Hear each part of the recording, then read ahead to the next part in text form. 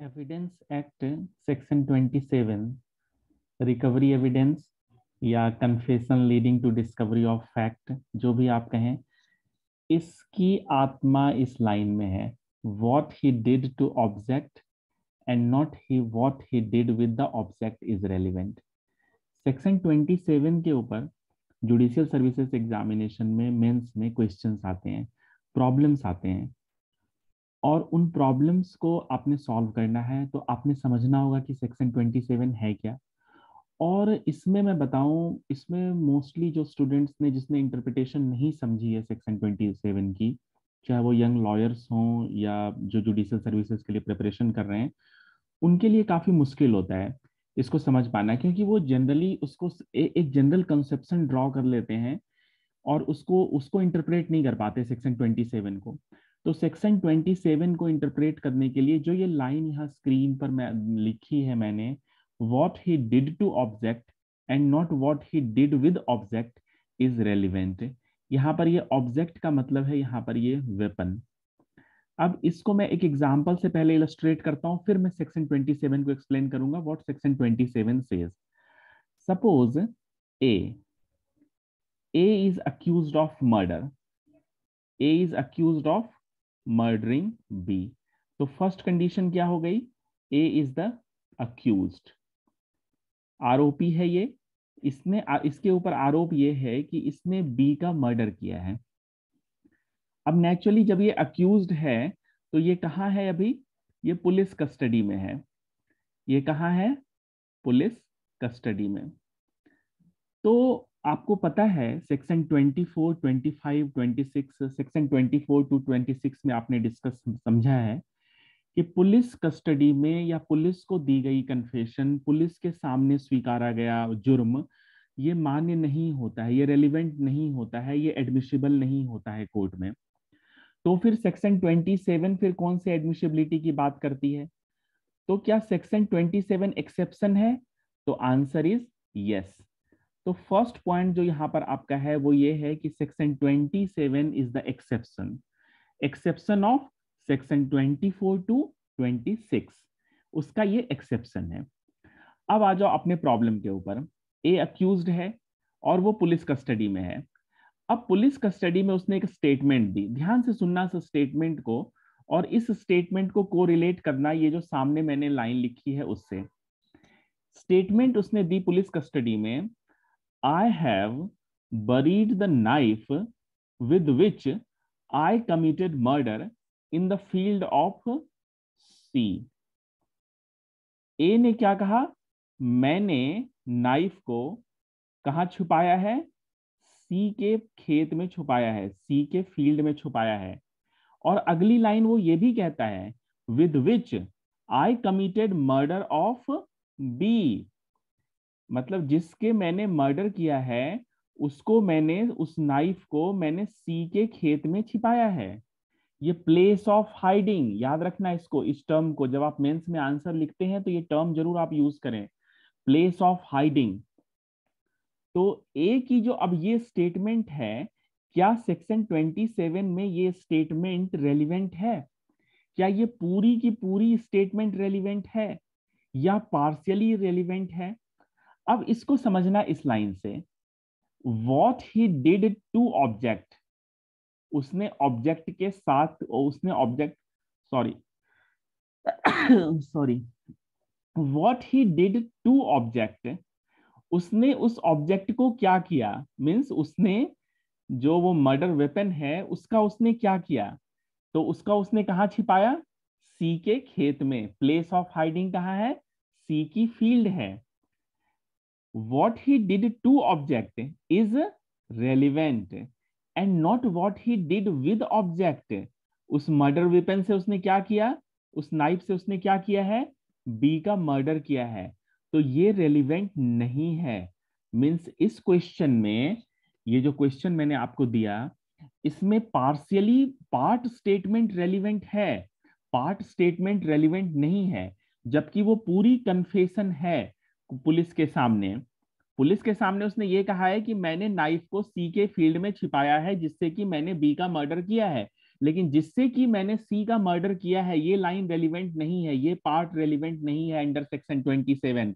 ये समझ लेना, एग्जाम में क्वेश्चन आता है, ये बहुत इंपॉर्टेंट है। उसने उस ऑब्जेक्ट का क्या किया, उसने उस वेपन का क्या किया, उसने उस गोल्ड ज्वेलरी का क्या किया जो उसने चुराई है, कुछ भी हो सकती है, जिसकी रिकवरी हुई है, जिसकी डिस्कवरी हुई है। पुलिस ने उसको, उस जानकारी को लेने के बाद जब पुलिस उस जगह पर गई और वहां से उसने उसको रिकवर किया, तो वो उसके बारे में बात की जा रही है, ना कि उस ऑब्जेक्ट से उसने क्या क्राइम किया है। वो रेलिवेंट नहीं होता है सेक्शन 27 में। तो यहां पर आप इस बात को समझ लो कि सेक्शन 27 बैन को लिफ्ट करता है।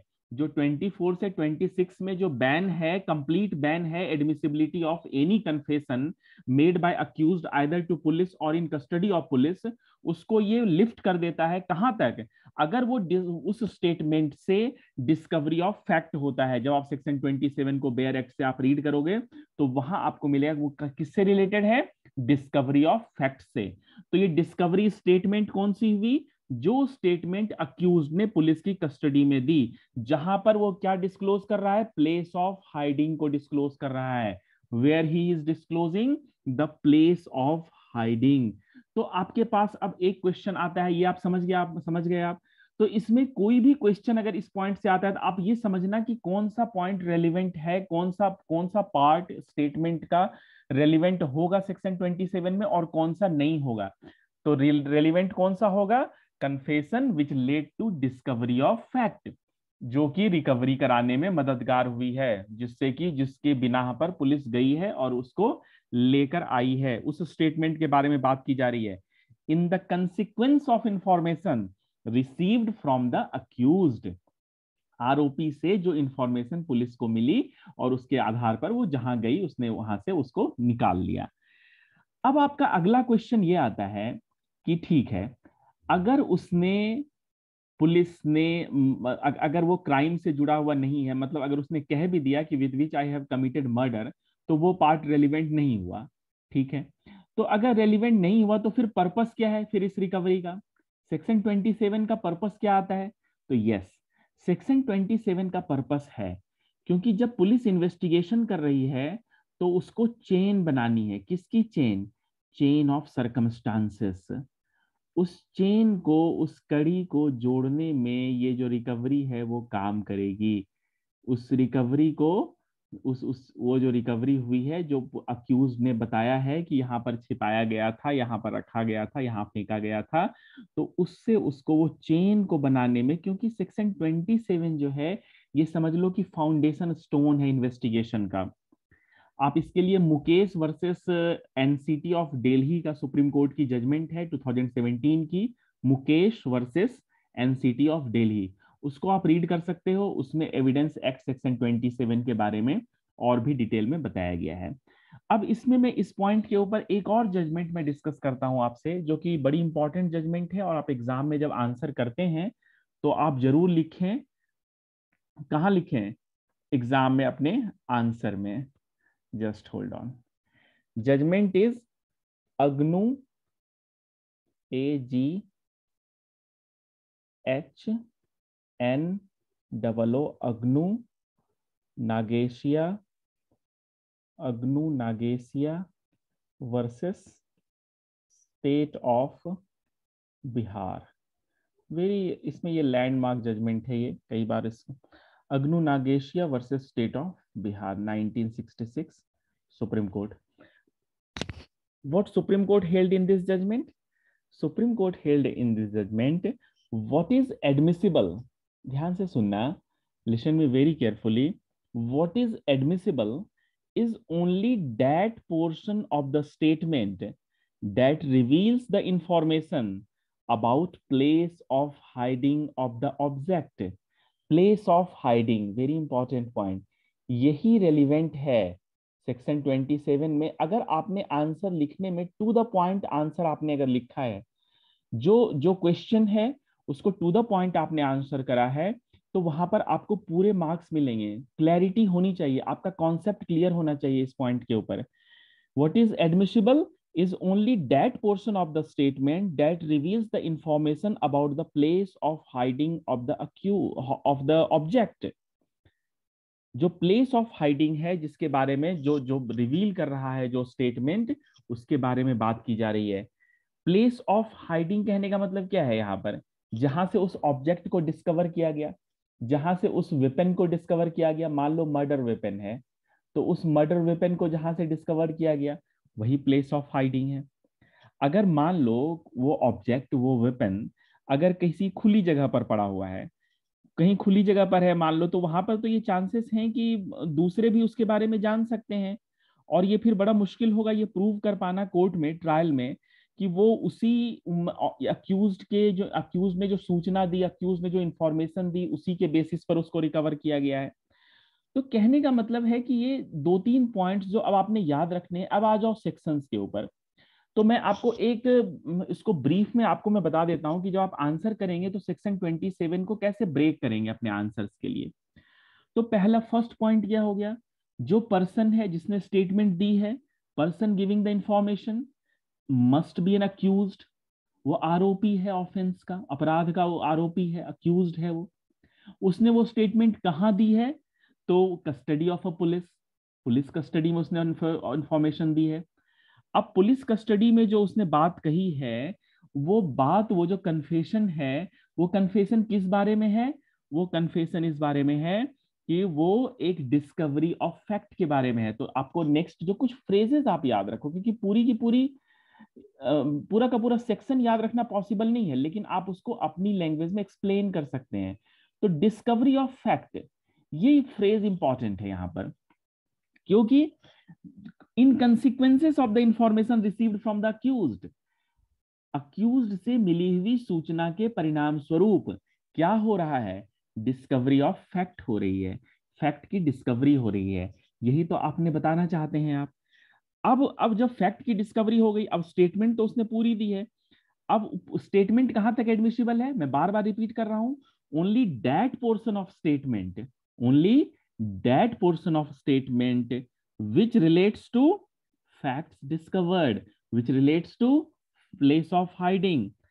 तो कहने का मतलब है ये जो ऑब्जेक्ट है ये must have been discovered from the place of hiding. तो ये है आपका सेक्शन 27।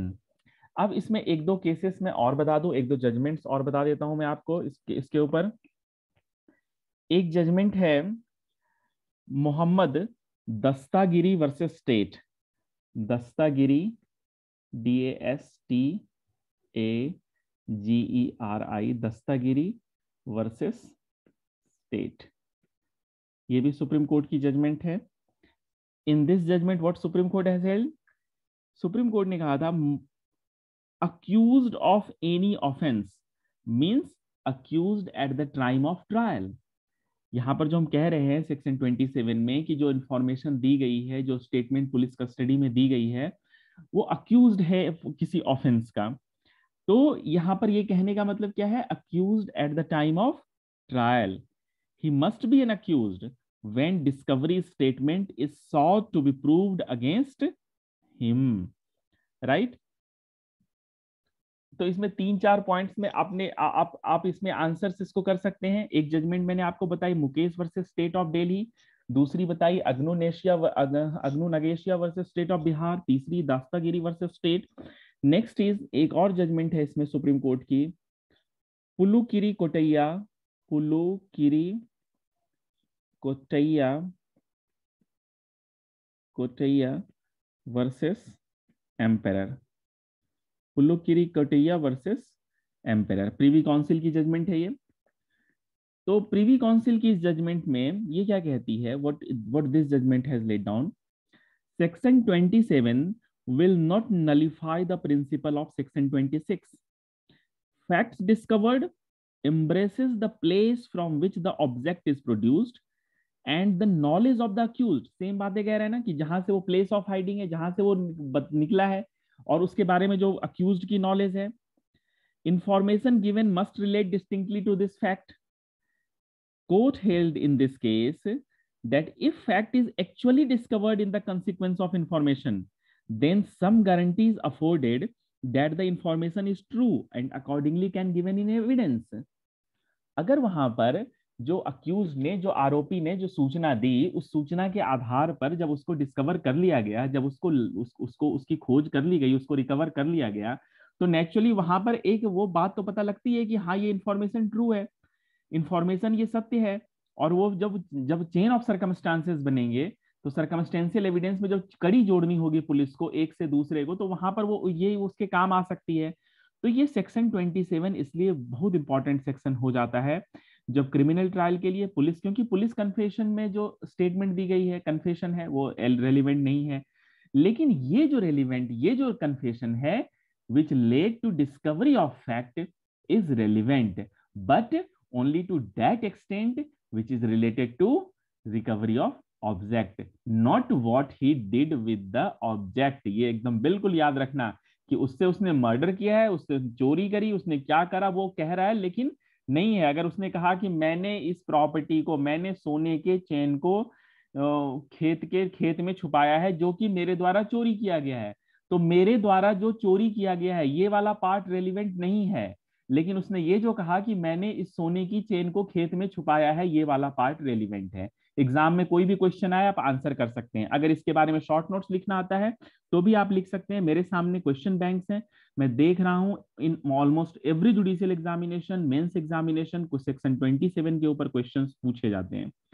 एक और क्वेश्चन जो मैं बता दूं आपको सेक्शन 27 के ऊपर आता है, वो आता है उसकी कॉन्स्टिट्यूशनल वैलिडिटी पर, कि क्या ये कॉन्स्टिट्यूशनली वैलिड है, क्योंकि ये सेल्फ इंक्रिमिनेटरी है। अक्यूज से आर्टिकल 20 क्लॉज 3 के बारे में अब यहाँ पर बात आ जाती है कॉन्स्टिट्यूशनलिटी को।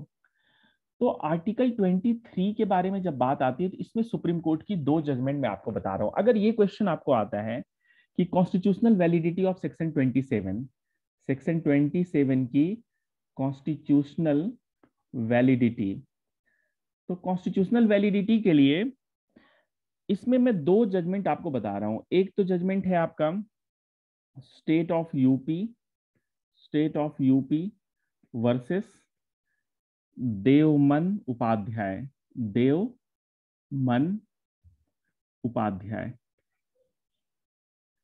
State of UP versus Devman Upadhyay, right. ये जजमेंट है 1960 की। इस जजमेंट में सुप्रीम कोर्ट ने कहा है ये कॉन्स्टिट्यूशनली वैलिड है। क्या कॉन्स्टिट्यूशनली वैलिड है? सेक्शन 27 इसकी कॉन्स्टिट्यूशनल वैलिडिटी को अपहेल्ड किया है state of UP versus Devman Upadhyay में। एक और रीसेंट जजमेंट भी मैं आपको बता देता हूं इस पॉइंट के ऊपर, Selvi versus state of Karnataka, बड़ी फेमस जजमेंट है, कभी इसको डिस्कस करेंगे डिटेल में, Selvi versus state of Karnataka को, इसके सारे पॉइंट्स को डिस्कस करेंगे। Selvi versus state of Karnataka की जो जजमेंट है ये भी सुप्रीम कोर्ट की जजमेंट है। इस जजमेंट में सुप्रीम कोर्ट ने भी ये कहा है कि देखो, इसमें एक चीज पहले थोड़ा सा समझ लो, इसको सेल्वी के रेशियो को बताने से पहले मैं आपको बता दूं, आर्टिकल 23 कहने का मतलब क्या? आर्टिकल 20 क्लॉज 3 कहने का मतलब सेल्फ इंक्रिमिनेटरी। अगर मान लो अक्यूज ने जो स्टेटमेंट दी है वो सेल्फ इंक्रिमिनेटरी है, यही प्ली ली जा सकती है। खुद को फंसाने वाली है, सेल्फ इंक्रिमिनेटरी, खुद को फंसाने वाली है, लेकिन ये तो उससे प्रोटेक्शन उसको मिलेगी कॉन्स्टिट्यूशनली। अगर ये तो यहाँ पर कह रहा है कि सेक्शन 27 की वो रेलिवेंट होगा, भले ही वो उसको खुद को फंसाने वाली है। तो यहाँ पर दो पॉइंट आप इसमें जब आंसर लिखें तो ये देखना होगा आपको, threat and compulsion, threat and compulsion. इसमें एक और जजमेंट है, बड़ी फेमस जजमेंट है, स्टेट ऑफ बॉम्बे वर्सेस काठी कालू ओघड़, ये सुप्रीम कोर्ट की जजमेंट है ये भी।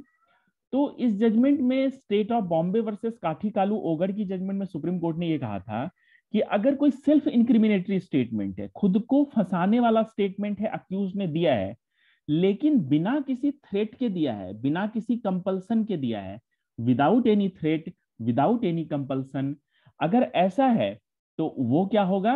वो एडमिसिबल होगा एविडेंस में।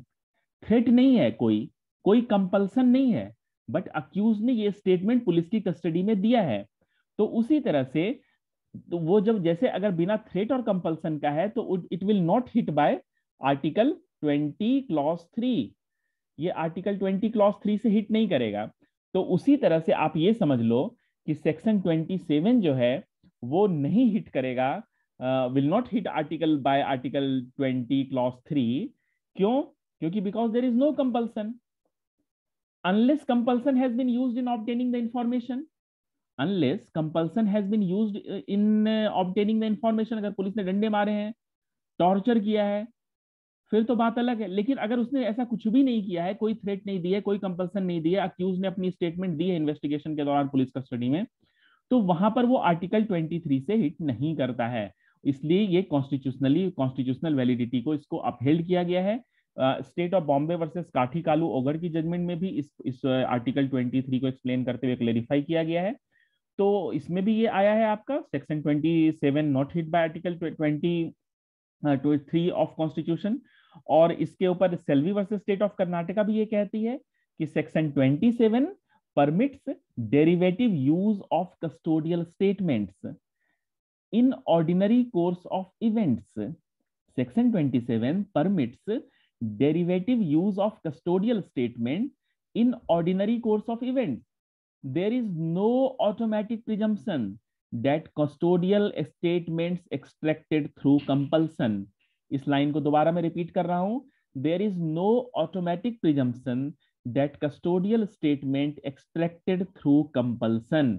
कोई ऐसी प्रिजम्पशन नहीं है ऑटोमेटिक कि जो सेक्शन 27 की स्टेटमेंट आई है, जो कस्टोडियल स्टेटमेंट आई है, वो कंपल्सन में ही आई है, वो टॉर्चर करके ही ली गई है।